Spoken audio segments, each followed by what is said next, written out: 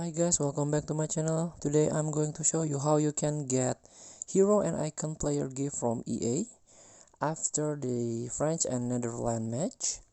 So I made this video is for beginner that still confused about this new feature, because previously this game is FIFA Mobile, but right now it's become EA Sport FC Mobile 24.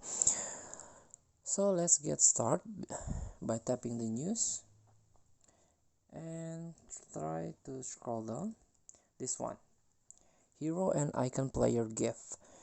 So based on the winner between French and Netherlands, it's turned out France is become the winner.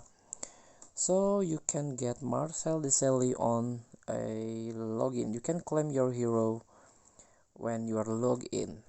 So let's tap to the club, tap to the players, and filter in position, and you can get this player, Marcel Desailly. This is French player, legendary player.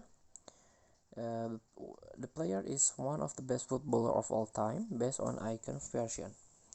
So thank you for watching. Don't forget to comment, like, and subscribe, and click the button below. Enjoy the game.